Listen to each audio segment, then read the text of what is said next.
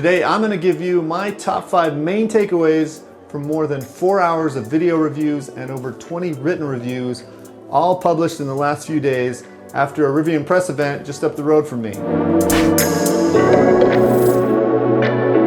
Well, RJ and the Rivian crew must be flying on a cloud at the moment after the flood of R1T reviews we've seen in the last few days.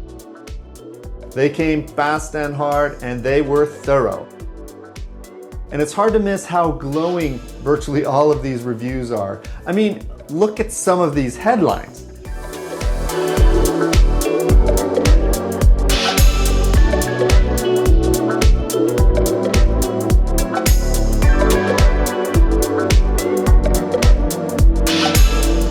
All of the articles and videos I'm referencing are linked in the description. They're a good watch, although I will say that my anticipation level for getting an R1T has now risen to a new and almost painful level, so you've been warned. The most notable trend I saw was how impressed all the reviewers were with not only the R1T's prowess off-road, but how it equally impressed on-road. On a very challenging trail, the drivers were amazed at its ability to crawl almost effortlessly over some serious terrain. And once the mountain had been conquered, the R1T also showed how it can conquer the highway. I don't think I read or heard a single complaint about the ride capability and feel. That's just straight up impressive when you've got around 30 professional drivers and critics all taking a turn both on and off road. 3, 2, 1. Yeah!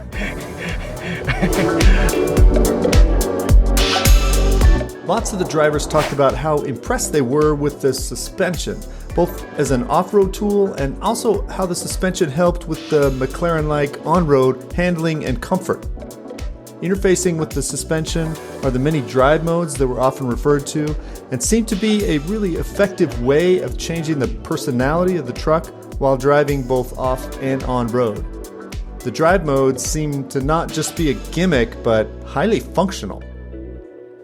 It's like installing a lift on your vehicle in a minute instead of an entire day. Here's one takeaway that actually surprised me a bit.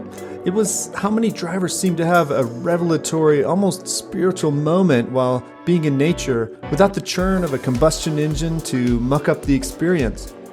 Several people pointed out how electric is the future of off-roading, both because of the performance and also because of what the quiet represents.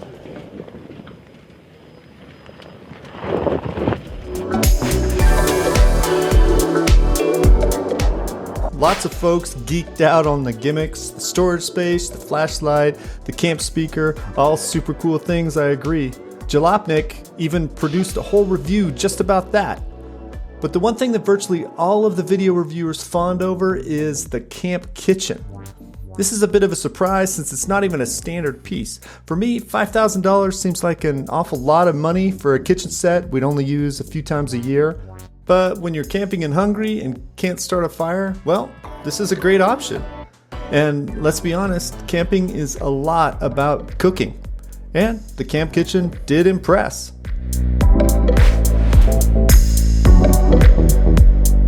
It was a 9+ hour day of serious off-road driving up a giant mountain to over 12,000 feet, and there was no real concern for the amount of range. In fact, several of the reviewers pointed out how surprisingly little of the range was used. Part of it, of course, was because of the decline, which put several miles back on the batteries. But let's be clear, this was a serious 4x4 trail. Remember my FJ40 Land Cruiser I mentioned in the Rivian Dad pilot video? There were a couple of spots I would have had a tough time getting through with the cruiser, not to mention that the elevation would have taken a lot of oomph out of the combustion engine. But not to worry, in an EV, electric motors love this stuff.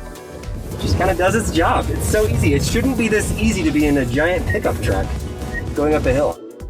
There were some complaints, although nothing that really concerned me.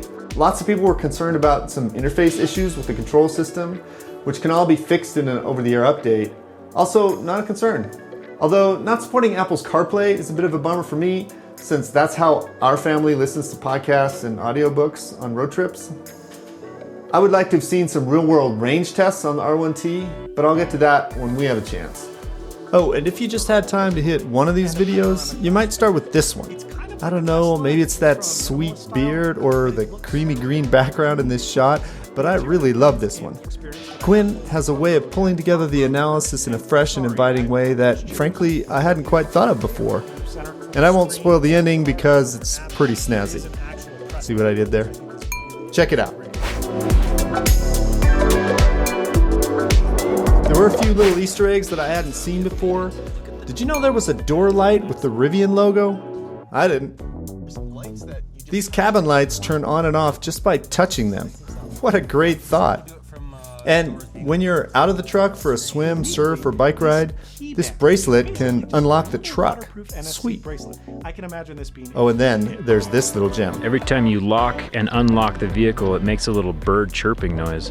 Talk about going back to nature. Well, there you are. Thanks for watching. Tell me in the comments which one of the reviews was your favorite. All the links are below. And as always, thanks for watching. We'll see you in the next video.